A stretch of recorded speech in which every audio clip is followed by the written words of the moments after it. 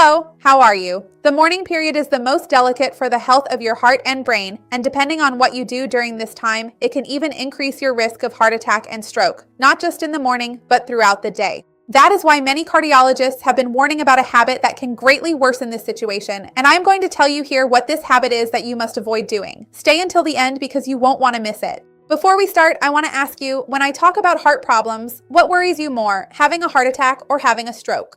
Write it for me down here in the comments. It is very common to hear reports and cases of people who seemed fine during the day, when they woke up and everything, and then in the late afternoon, at night, or even in the early hours of the morning, they suffer a heart attack or stroke.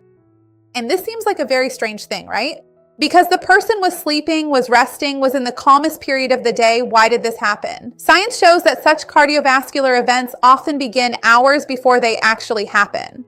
It's almost like the last drop in a glass that was already overflowing, you know? And this problem often starts right when you open your eyes in the morning, when the body is forced to work at its limit without having had the slightest bit of preparation. For us to better understand this real danger, we have to look inside our bodies and understand what happens at the beginning of the day, in the final hours of the early morning. When the sun is about to rise, the brain triggers an internal alarm that we have and releases a natural discharge of cortisol, adrenaline, and noradrenaline. This is normal. It's essential for us to wake up, to pull us out of sleep, to give us energy. It is expected and physiological, but we know that they bring immediate side effects. It's an energy bomb right there. So blood pressure rises rapidly, the heart accelerates, and the heart rate increases as well, the arteries constrict, and the blood becomes thicker with stickier platelets. That is why science and cardiologists call it the morning critical window. Now, if you already have arteries worn down by high blood pressure, fat in the blood, increased blood sugar, a lot of stress, this natural spike already becomes a gigantic challenge for you.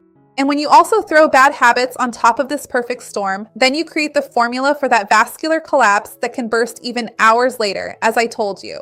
The first big mistake you need to improve at the beginning of your morning is neglecting water. Think with me, before you wake up, what was the last time you drank water? Especially because many people go hours before sleeping without hydrating, precisely so they don't wake up during the night to urinate. So your body spends 7, 8, 9, 10 hours breathing, sweating, functioning without receiving a single drop of liquid. Then you wake up in a state of dehydration. It's a physiological state of dehydration, mild, that's fine, but it means the volume of water in your blood has dropped, so it makes the blood thicker, more viscous. So making thick, concentrated blood circulate through an artery that is already narrowed and under pressure is pushing your heart health to the limit. So the ideal thing is to leave a glass of water by your bedside. As soon as you wake up, drinking the water right at room temperature will already help favor this dilution of the blood and relieve the strain on your heart first thing in the morning. A second very common mistake is when a person drinks an excessive amount of black coffee on an empty stomach. Coffee is a wonderful food, full of antioxidants, excellent for your health when used correctly. The mistake lies in the timing and the state of your stomach. Drinking a large cup of black coffee on an empty stomach right after waking up can cause two problems. First, cardiovascular stress, right? Caffeine on an empty stomach in a body that is already dehydrated with high cortisol can cause a vascular spasm, sharply raising blood pressure and heart rate. So that is already a very complicated point.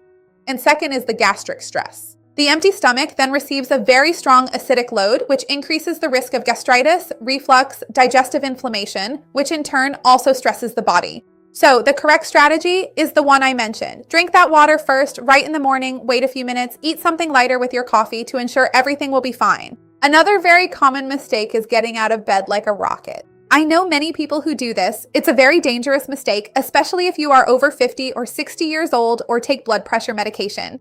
When you're lying down and stand up from 1 second to the next, gravity kind of pulls the blood abruptly to your legs, and your brain gets slightly confused because it gets less blood flow. The body tries to compensate for this by contracting the vessels quickly. If this mechanism fails for a second, what we call orthostatic hypotension happens. Your vision goes dark, dizziness sets in, and some people even faint. This is serious. Think about it, a person who just woke up fainting can cause serious problems. It can cause severe fractures. The person could hit their head. So, to get out of bed, the ideal thing is to sit up first and then stand up. Don't jump up like a rocket because this problem can happen, which can be serious depending on the consequences. Another super important mistake is to avoid waking up and immediately grabbing your phone. There are people who put their phone under their pillow or on the nightstand. I know the phone is the alarm for many people, but it's one thing to just silence your alarm to wake up, and another thing entirely to wake up, grab your phone, and start seeing a bunch of bad news, a bunch of distressing news, seeing work messages, messages from your kids, bills. The brain interprets this as we are in danger, and then the adrenaline that was already rising explodes completely. Blood pressure can spike. So the first thing you can do is not touch your phone for the first 10 to 15 minutes.